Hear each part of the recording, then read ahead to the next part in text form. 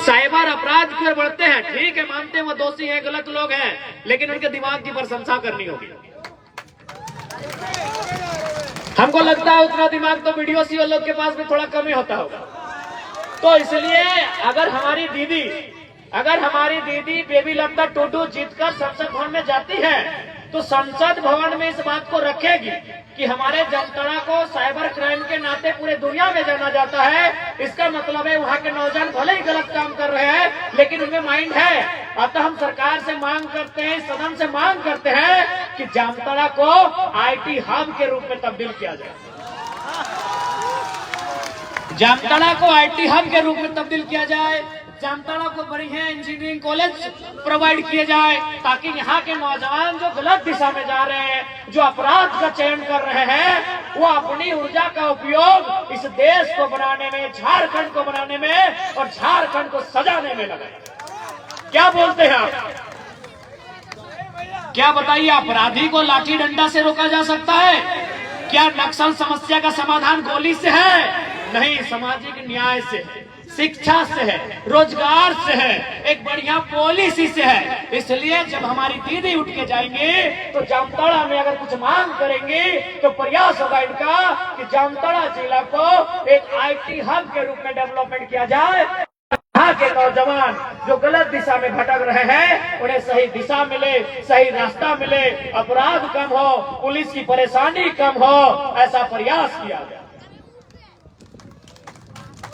इसलिए हम लोग इस बात के लिए आप लोग आश्वस्त रहिए।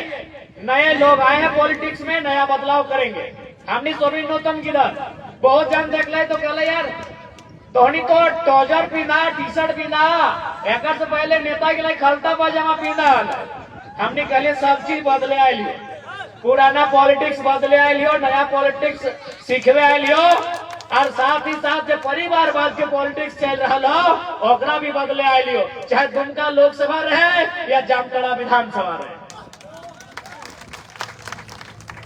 एक बात स्पष्ट जान लीजिए तमाम मतदाता, चूंकि आज भी हमारे जो मतदाता हैं उनमें कहीं ना कहीं चेतना की कमी है, जागृति की कमी है। और ये बात हम नहीं कह रहे हैं, ये बात आज से कई सालों पहले, कई दशकों पहले जब भारत के संविधान का निर्माण किया गया था और संविधान निर्माता के नेतृत्व करने वाले बाबा साहेब डॉक्टर भीमराव अंबेडकर जब संविधान का निर्माण कर चुके थे तो एक उद्योगपति उनसे मिले, एक राज परिवार का व्यक्ति उनसे मिला और उसने कहने लगा अंबेडकर ये अच्छी बात है कि आज के बाद तुमने संविधान का निर्माण कर दिया, ये अच्छी बात है, लेकिन ये लोग जिनकी सुरक्षा के लिए संविधान को बनाया गया है ये लोग कहीं ना कहीं बहुत गरीब किस्म के लोग हैं, इन्हें हम खरीद लेंगे। डॉक्टर अंबेडकर ने अपने आंखों से चश्मे को उतारा, उस चश्मे को अपने रुमाल से पोंछा और थोड़ा भावुक हो गए और उन्होंने कहा हाँ आप सही बोल रहे हैं, क्योंकि आज भी शोषित वंचित लोग, किसान कामगार लोग, उनकी आर्थिक स्थिति इतनी दयनीय है कि आज उनके वोट को खरीदा जा सकता है, लेकिन जिस दिन ये लोग शिक्षित हो जाएंगे, संगठित हो जाएंगे और संघर्ष करेंगे, आप जैसे नेताओं को कभी जगह नहीं मिलेगा। तो आज भी मुझे लगता है कि कहीं ना कहीं जो वोट देने वाले हैं आजादी के 75 सालों के बाद भी और गणतंत्र स्थापना होने के लगभग 72-73 साल के बाद भी आज भी जो मतदाता हैं उनकी जो चेतना है, उनकी जो दूरगामी सोच है वो दूर तक देख नहीं पाते हैं। देखिए, सबसे पहला बात, यदि आप चाहते हैं कि भारत देश का भला हो, यदि आप चाहते हैं झारखंड राज्य का भला हो, तो आपको भी मालूम है कि भले इस देश में 10 प्रकार के धर्म है। आज भारतीय संविधान में 10 प्रकार के धर्म है। 11वां में दीदी ने बात को उठाया कि आदिवासी समुदाय सरना धर्म कोड की मांग करता है। निश्चय ही हमारे प्रत्याशी सदन इस बात को उठाएंगे। 10 प्रकार के धर्म इस देश में मान्यता है, 10 का अपना अपना मान्यता है। कोई ईश्वर को मानता है, कोई अल्लाह पे विश्वास रखता है, तो कोई कहीं और विश्वास रखता है, कोई मारंग मुरु तो कोई बूढ़ा बाबा में विश्वास रखता है। लेकिन आपको भी मालूम है इस देश का उन्नति, इस देश के तरक्की का रास्ता, इस देश की तरक्की का रास्ता संसद से होकर गुजरता है। इसलिए आपका ध्यान संसद में होना चाहिए, वहां भी आपकी आस्था होनी चाहिए। बाकी आपकी जो आस्था है बिल्कुल उसका हम लोग सम्मान करते हैं। भारत एक पंथ निरपेक्ष देश है और हम लोग भारत की इस पंथ निरपेक्ष की व्यवहार का आदर करते हैं, लेकिन आपको संसद के रास्ते को आप भूल नहीं सकते हैं। यानी यदि देश का भला होगा तो आपको सत्ता और संपत्ति का विकेंद्रीकरण का पक्ष लेने वालों को जिताना होगा। सत्ता और संपत्ति का विकेंद्रीकरण का मतलब है कि सत्ता किसी भी व्यक्ति तक पहुंचे, संपत्ति किसी भी व्यक्ति तक पहुंचे। लेकिन आज देखिए क्या स्थिति है। चाहे इरफान अंसारी रहे, भले अंसारी नाम सुनने के बाद अंसारी लोग खुश हो जाए, लेकिन भैया एक ही परिवार में तो 31 साल से पोस्ट जमा है।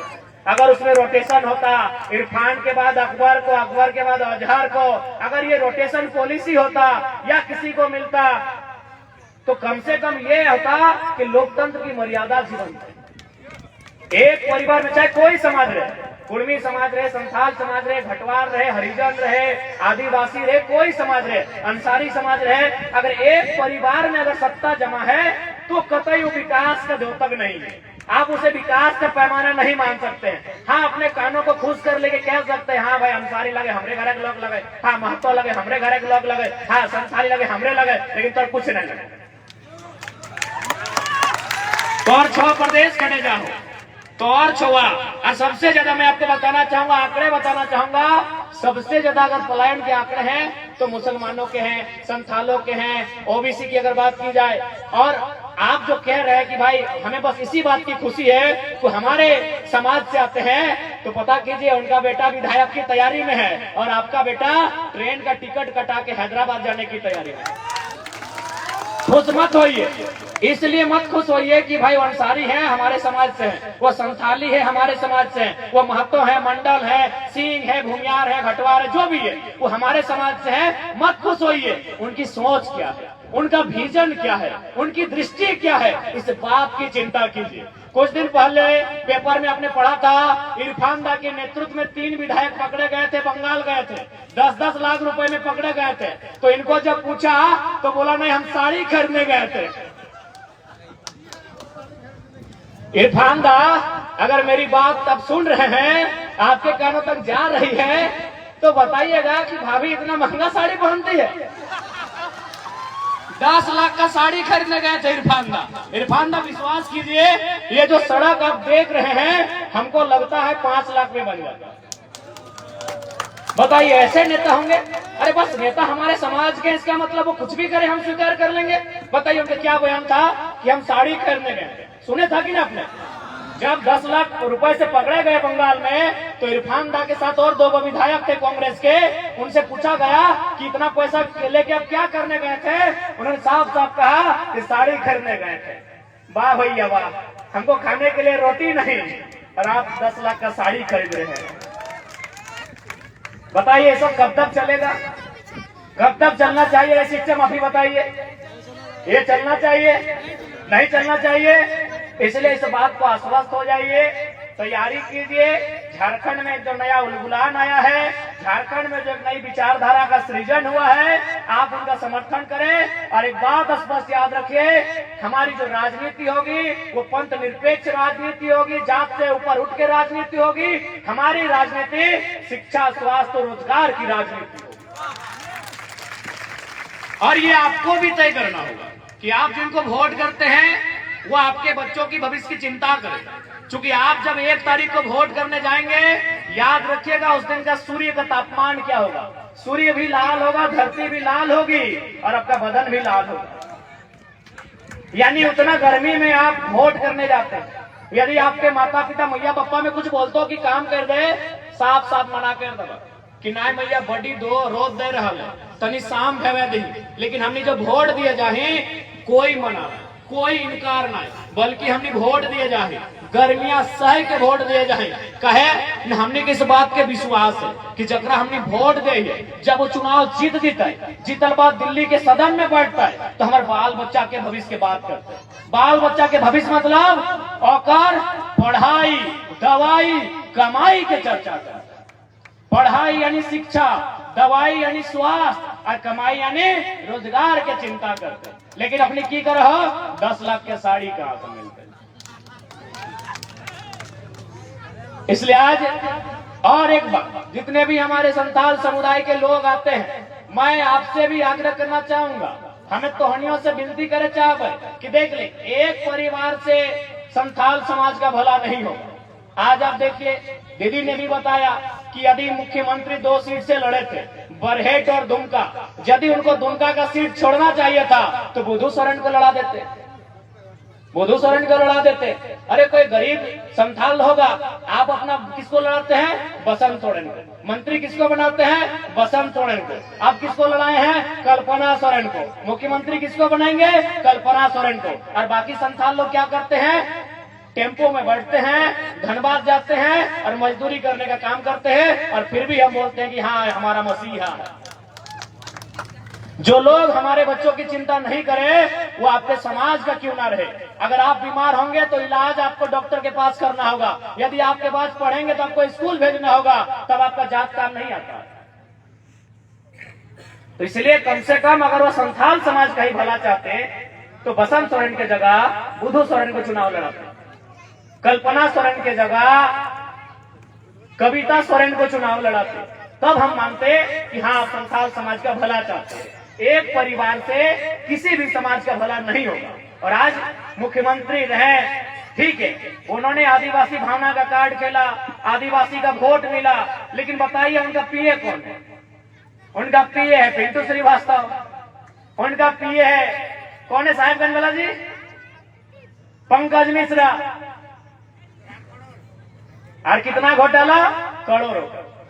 इसलिए आज झारखंड की तकदीर को बदलने का समय है, नहीं तो आने वाली पीढ़ी हमसे सवाल करेगी। आज 23 साल हो गए झारखंड अलग राज्य के। आज इसी राज्य को अलग करने के लिए कभी तिलका मांझी, शेख भिखारी रघुनाथ महतो, तो कभी जयपाल सिंह मुंडा, निर्मल महतो, दिसम गुरु शिबू सोरेन, कॉमरेड ए.के. रॉय और निर्मल महतो के शहादत से बनकर ये तैयार हुआ है झारखंड। और आज देखिए झारखंड किनके कब्जे में। आज यहाँ के अस्पतालों में चले जाइए, आज यहाँ के बड़े बड़े कंपनियों में चले जाइए, आज यहाँ के बड़े बड़े कारखानों में चले जाइए, हर जगह के झारखंड के लोगों का दबदबा है। कहे भाई इस दिन के लिए हमने झारखंड राज्य अलग नहीं किया था, इस दिन के लिए हमारे पूर्वजों ने बदन पे लाठियां नहीं खाई थी, इस दिन के लिए हमारे पूर्वज जेल नहीं गए थे। इसलिए आज हमें इस बात को तय करना होगा कि झारखंड हमारे रक्त से बना है, इस रक्त के आहूत से बना झारखंड वो है हमारा अधिकार होना चाहिए।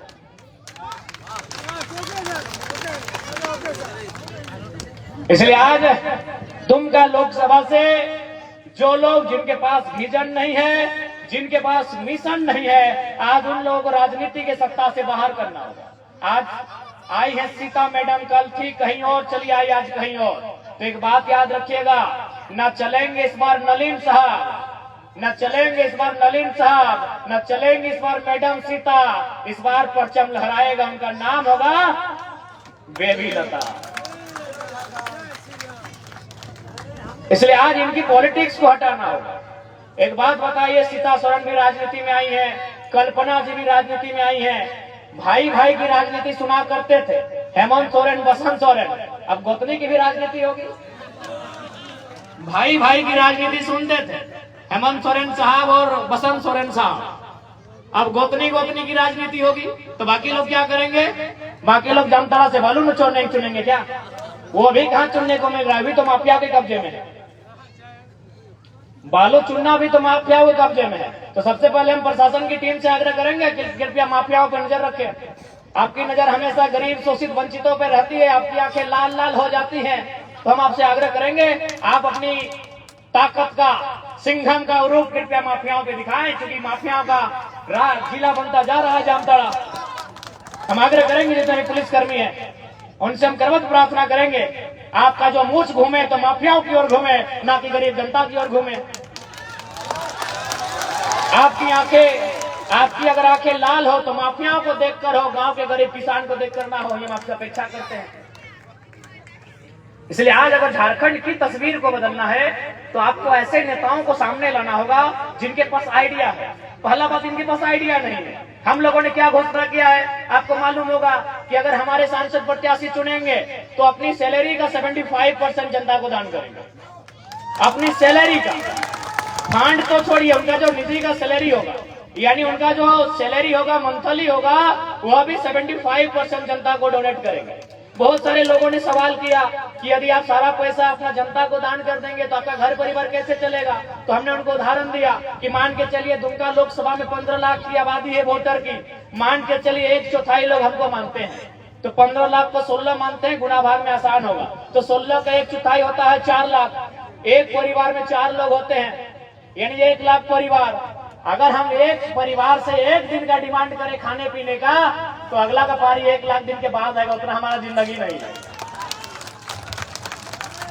यदि हम एक परिवार से अगर हम कहें कि मौसी तोरा आज हमारा खाना खियाई, आज तोरा हमारा कपड़ा खरीद के देना हो, आज तोरा हमारे पेट्रोल में तेल भरना हो, तो बताओ ओकरा 1 लाख दिन के बाद पारी है, तो एक दिन के खर्चा कोई ना उठे पड़ते की बने 10 साल सुना एकरो बेटवा आयान भीम सारी ले बा।